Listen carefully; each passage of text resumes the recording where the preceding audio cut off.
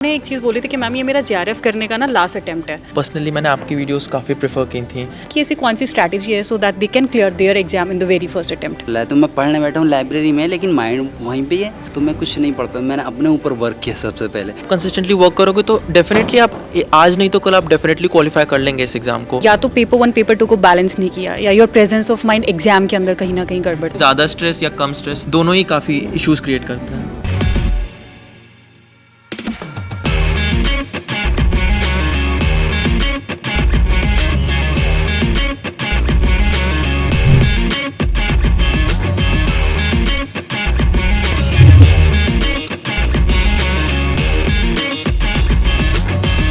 नमस्कार दोस्तों, स्वागत है आपका text book super coaching platform पे। आज के इस टॉपर स्टॉक इंटरव्यू में हमारे साथ हैं प्रियांशु एंड मोहम्मद हसन। इन दोनों ही स्टूडेंट्स ने इस बार दिसंबर 2025 के एग्जामिनेशन में जेआरएफ क्वालिफाई किया है।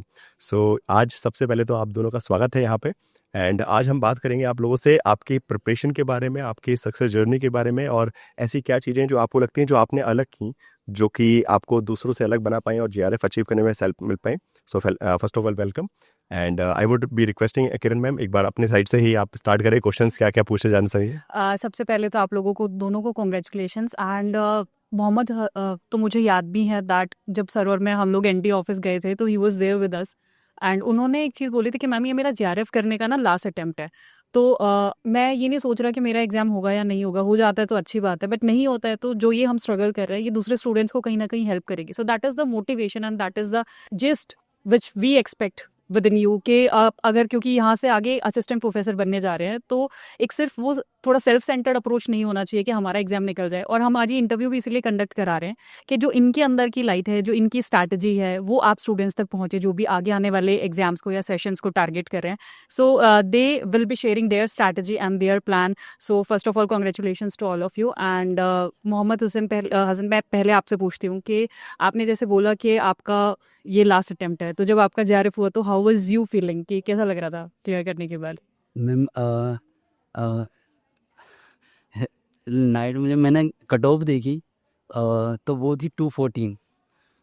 मैं अंदर से इतना खुश था कि मैं रूम अकेला था, वाइफ घर पे थी, मैं मैरिड हूँ। तो बता नहीं सकता। मैंने सबसे पहले क्योंकि हम नॉर्मली यहाँ पे प्रे करते हैं, तो मैंने प्रे किया सबसे पहले। फिर अपने पेरेंट्स को बताया। मतलब मैं बोल नहीं पा रहा था कुछ टाइम तक। ऐसा मोमेंट था क्योंकि last time I got 230 but only I was qualified for NET. But इस time I got only 216 and it was 2 marks cut off से ज़्यादा ही थे, तो फिर भी जेआरएफ हो गया मेरा जनरल कट ऑफ से, जनरल से। तो बहुत अच्छा मोमेंट था उस टाइम पे। प्रियांशु आपको कैसा लग रहा है? Thank you so much, ma'am, for giving me this moment with you both. Well, it's my great honor to share this seat with you. Attempt कौन सा था ये Priyanshu? Yes, sir. So this was my third attempt, sir. And sir, basically, sir, मेरे मतलब like sir की तरह तो I was not very pressurized, but side by side I'm also preparing for UPSC. So कहीं उसकी background knowledge थी, and sir आपने मुझे पर्सनली मैंने आपकी वीडियोस काफ़ी प्रेफर की थी, and side by side I had join take series, and sir basically I had score 106 questions this time, right? And sir so personally paper जिस हिसाब से बना था एंड कट ऑफ जिस हिसाब से आई थी, सर आई डिडंट थॉट कि मैं कर भी पाऊंगा qualify, but it's really great surprise for me to do it. I am it's very happy to do this. So सबसे पहले मैथिली मोहम्मद हसन, मैं आपसे ही रिक्वेस्ट करूँगा, बिकॉज देखिए बहुत सारे स्टूडेंट्स, बिकॉज आगे आपने मल्टीपल अटेम्प्ट्स दिए and this was the time, because last time तो आपने बहुत अच्छा स्कोर किया था, बट इस बार भी बहुत अच्छा स्कोर हुआ कंपेरेटिवली जो पेपर इतना। बिकॉज अगर मैं लिटरली बोलो देखा जाए कि जो पिछली बार कट ऑफ गया था उससे जनरल कैटेगरी का 30 मार्क्स कम हुए हैं। इट मीन्स कि 15 मार्क्स के हिसाब से। ओके, जो फर्स्ट क्वेश्चन मेरा आपसे ये है कि एग्जाम में कभी कभी पेपर बहुत आसान आ जाता है जिससे बहुत ज़्यादा हाई कट ऑफ रहता है। इस बार भी पेपर बहुत ज़्यादा फैक्चुअल था, but they have twisted things in a manner.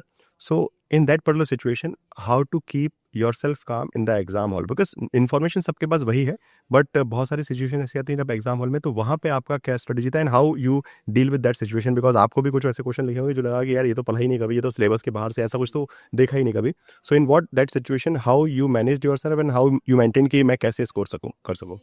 Sir इस टाइम जब मैंने अपनी फर्स्ट अटैम्प्ट दी थी 2024 में, जो कैंसिल हो गया था। अच्छा, जून। उससे पहले मैंने देखा था कट ऑफ 212 थी, वो हाईएस्ट थी 212 जेआरएफ के लिए, जनरल की कट ऑफ। तो मेरा टारगेट था, जैसे आप भी बोलते थे कि लास्ट की कट ऑफ से आप 10 मार्क्स ज़्यादा रखिए, तो मेरे 224 थे, मतलब 12 ज़्यादा थे। बात फिर भी वो सही मतलब पार। फिर दूसरा अटेम्प्ट दिया तो मतलब, और फिर उसमें 230 आए, 234 कट हो गई। इस टाइम 216 थे मेरे, लेकिन मैं वो बहुत उदास था मतलब। लेकिन इस जर्नी में मैंने जो चीज़ सीखी वो ये कि सबसे पहले आप ना खुद को समझ लो और उस पर वर्क करो। मतलब ये कि फैमिली में कुछ इश्यूज आते हैं, ये हमारी एज हो जाती है, इसमें हमारे रिलेशनशिप होते हैं, कुछ मैरिड भी होते हैं, तो घर में जो इश्यूज चल रहे होते हैं ना, तो आप 100% उनको कंट्रोल नहीं कर सकते, बट आप अपने बिहेवियर को चेंज करें, जो कि आपको ना लास्ट टाइम में काम रखने में बहुत ज़्यादा हेल्प करता है। तो मैंने अपने आप को खुद पे वर्क किया, क्योंकि मैं ऐसा था पर्सनली, जैसे घर में कुछ इश्यूज चल रहा है तो मैं पढ़ने बैठा हूँ लाइब्रेरी में, लेकिन माइंड वहीं पे ही है।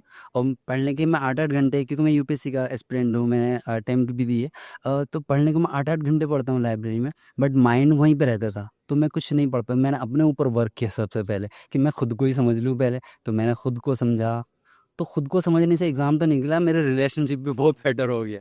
Nice. तो वो मैं कामनेस, तो वो जी, कंपोज आता है लाइफ में तो जब डेफिनेटली। एग्ज़ाम में ये मेरा कहाँ पे फ़ायदा हुआ, जब एग्ज़ाम था जिस दिन, तो अब की बार 6 जनवरी को था, तो काफ़ी ठंडी थी।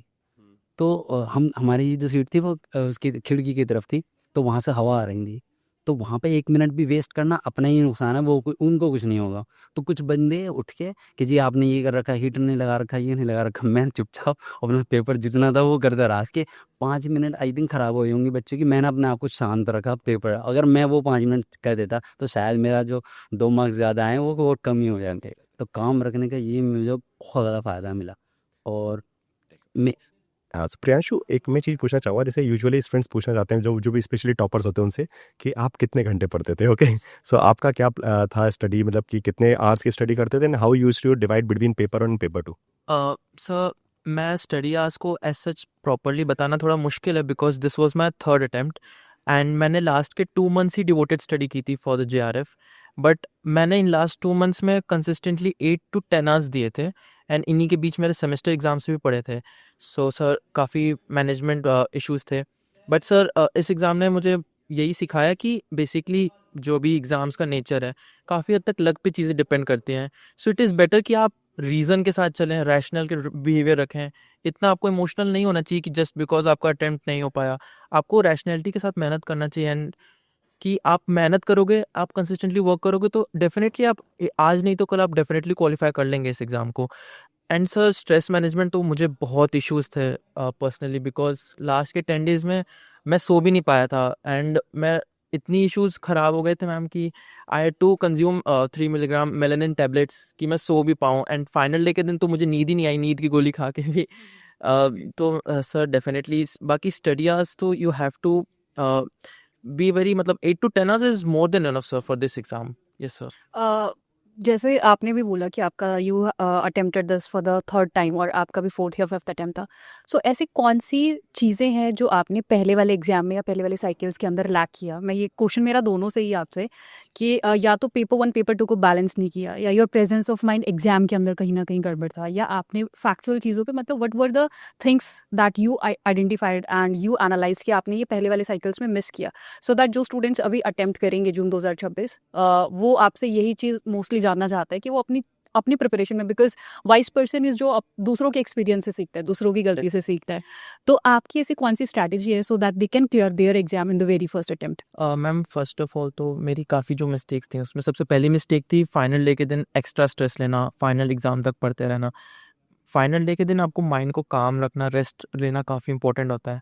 And second thing is my preparation was not very systematic in the sense कि मैं कुछ भी पढ़ लेता था, but in the second attempt मैंने प्रॉपर यूनिट वाइज चीज़ें की हैं। मैंने सर की वीडियोस भी देखी, तो यूनिट वाइज पूरी कवर की। देन मैं टेक्स्ट बुक से उनकी टेस्ट सीरीज़ ज्वाइन कर रखी थी, तो I used to attempt the text series.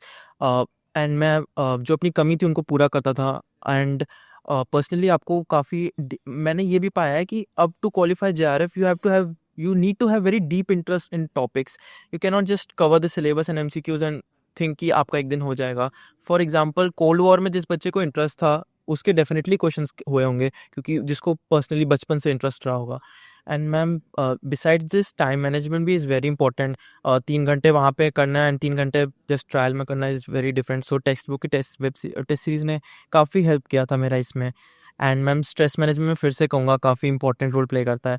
And personally मैं तो नहीं कर पाया इस बार भी, बट आई फील कि अगर कोई दूसरा देख रहा है तो डेफिनेटली स्ट्रेस को एक मॉडरेट अमाउंट में रखें, क्योंकि ज़्यादा स्ट्रेस या कम स्ट्रेस दोनों ही काफ़ी इश्यूज क्रिएट करता है। मैम एक्चुअली मैं ऐसे बैकग्राउंड से बिलोंग करता हूँ कि मैंने स्कूलिंग मैथ नहीं पढ़ी स्कूलिंग में। मुझे ऐसी NIOS से बिना मैथ वाली 10th होती है वो वाली कर ली, तो मुझे 2+2 मतलब ये आता था और बाकी कुछ नहीं आता था।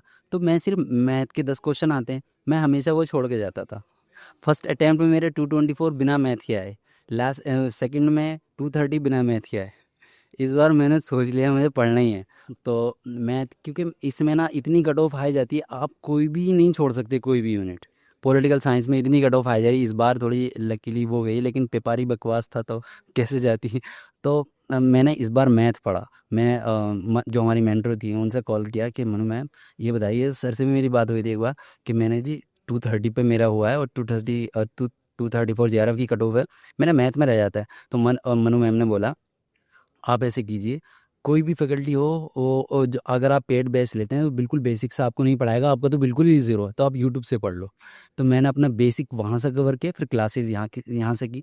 तो मैंने इसमें ये सीखा कि आपको कोई भी यूनिट हल्के में नहीं लेना है, क्योंकि सेकंड पेपर का कुछ नहीं पता चल रहा, वो बनाने वाले पता नहीं क्या पढ़ के भी आते कि नहीं आते हैं। इस बार का पेपर पता नहीं कैसे बना दिया उठा के, कॉन्सेप्चुअल की तो कुछ पूछा ही नहीं उन्होंने, और सेकंड पेपर में तो फर्स्ट पेपर का अगर आप एक भी जैसे मैथ है अगर आप वो छोड़ के जाएंगे तो बहुत मुश्किल है। तो मैंने अलग जो किया वो यही किया कि हर यूनिट को इम्पोर्टेंस दी। 10 यूनिट अगर फर्स्ट पेपर के हैं तो उनको भी इक्वली, और सेकंड पेपर के हैं उनको भी इक्वली, और बस इसी में फेथ रखा। और चाहे 1-2 मार्क्स ही ज़्यादा से ही हुआ, मेरा 2 मार्क्स ज़्यादा से हुआ है, लेकिन हो गया। हो गया, finally you have done it ji. So बस आखिरी में मैं आप दोनों से एक ही सवाल पूछना चाहूँगा कि ये जो पूरी प्रिपरेशन आपने की है, जो सक्सेस अचीव की, इसके लिए आपके फैमिली फ्रेंड्स कोई भी हैं जिनको आप क्रेडिट देना चाहते हैं, जो आपके साथ हमेशा रहे इस पूरी जर्नी में, ठीक है? आपके टीचर्स के अलावा ये बहुत सारे लोगों ने आपकी इस सक्सेस में बहुत सारा मतलब हो सकते हैं एक अपने तपस्या की होगी, आपने अपनी तपस्या की, उन्होंने भी साथ में आपकी तपस्या की। सो अगर किसी का भी नाम आप लेना चाहें, मोहम्मद आप भी, और आप भी ले सकते हैं। सर सबसे पहले तो मेरे माँ बाप हैं। मैं मैरिड हो गया था ग्रेजुएशन के बाद 3rd ईयर में ही। मैं लव एंड अरेंज थी, तो मैंने फॉरेन लैंग्वेज में ग्रेजुएशन की थी। तो घर वालों ने कहा कि मैं जॉब कर सकता था, बट घर वालों ने कहा कि तुम पढ़ना चाहते हो कि जी मैं पढ़ना चाहता हूँ। वो लड़कियों मतलब मोस्टली इंडिया में लड़कियों को पढ़ने में, और शादी के बाद तो लड़कों पे प्रेशर हो जाता है कमाने का, मतलब वो चाहे किसी वजह से होता है लेकिन हो जाता है। तो घर वालों ने बोला नहीं पढ़ना है तुम्हें। तो सबसे पहले तो मैं शुक्रिया अदा करना चाहूँगा अपने माँ बाप का, उनके बिना मैं कुछ कर ही नहीं सकता था। शादी के बाद उन्होंने मुझे ये अपॉर्चुनिटी दी। और फिर घर में एक प्रेशर हैंडल करना, मतलब एक मैं देखता हूँ शादीशुदा उनमें लड़ाई होती है और ये सब वो सब, तो वाइफ का बहुत बड़ा रोल रहा। आज तक वो ये ना नो डिमांड वो वाली मेरा वाइफ है, बहुत अच्छी है। एंड माय ब्रदर, जो मेरे बिग ब्रदर हैं दोनों, और मेरी सिस्टर, सबका बहुत अहम रोल है। और साइड में मेरे जो बेस्ट फ्रेंड है, मेरी 3 बेस्ट फ्रेंड हैं, और मुझे हमेशा सपोर्ट करते थे कि UPSC हो जाएगा तुम्हारा, ये JRF हो जाएगा, भरोसा रखो ये हो जाएगा। और स्पेशली सर आप और किरण मैम से मैं इस बार ही पढ़ा हूँ, और आपसे तो हमेशा ही पढ़ा हुआ है। ऐसा लगता है कि एक तरीके से आप बड़े भाई हैं मेरे, या मतलब एज शायद सेम ही हो हमारे, लेकिन बड़े भाई की तरह लगते हैं और बड़ी बहन की तरह। तो thank you sir, thank you ma'am. Sir मेरे लिए तो सर एक्चुअली सर रिजल्ट से 3 दिन पहले मैंने मेरे लिटरली ड्रीम में गॉड आए थे, भगवान शिव आए थे। एंड पता नहीं क्यों जस्ट उनकी वाइट मूर्ति आई, एंड मतलब उनने मुझे शो किया। एंड आई बिलीव कि कहीं ना कहीं कुछ तो डिवाइन प्रेजेंस था गॉड का। आप किसी भी फेथ पे बिलीव करें, गॉड का एक ट्रस्ट अगर आप है, आप अपनी मेहनत करें एंड उन पे छोड़ दें सब, तो डेफिनेटली रिजल्ट आता है। पर्सनली सर मैं बहुत वॉर्स पे एंड इनकी हिस्ट्रीज बहुत पसंद करता हूँ। एंड मैंने यही सोचा था कि इवन इफ डिफीट मिल जाती, नहीं भी होता है JRF तो क्या इशू है। लाइक राणा सांगा थे, बैटल ऑफ खानवा, वो हार जाते हैं, बट स्टिल उनकी डेथ भी इतनी ब्यूटीफुल है कि लोग उनके बारे में सॉन्ग्स लिखते हैं। दे लाइक तो मुझे लगता है डेथ भी एंड डिफीट भी काफ़ी ब्यूटीफुल हो सकती है। आपको उसे इतना नेगेटिवली वे में नहीं लेना चाहिए। एंड बस मैम मेरा यही था motto, and I just did it what I have to do, simple as that. Again congratulations आप दोनों को। 1-2 चीज़ें ना जो मुझे लगा कि इम्पॉर्टेंट है। सबसे पहला तो जो मोहम्मद हसन ने बोला कि डर सबको लगता है, आपको आपके डर से भागना नहीं है, आपको आपके डर को कन्फ्रंट करना है। तो आप भले ही आपको जो लगता है ना, जो यूनिट्स वीक हैं आपकी, जो टॉपिक्स आपके वीक हैं, फैक्ट्स याद नहीं हो रहे हैं, तो आप डू नॉट थिंक कि आप उनको छोड़ दोगे and then also you can crack your exam. आपको आपकी वो कमियां हैं, उन कमियों को दूर करने के लिए you have to put extra effort, और उनके लिए एक प्रॉपर स्ट्रैटेजी आपको बनानी पड़ेगी। एंड वो कौन से वीक पार्ट्स है, ये हमसे बेटर आप जान सकते हो, आप खुद को एनालाइज कर सकते हो। तो सबसे इंपॉर्टेंट तो यही चीज़ें हैं।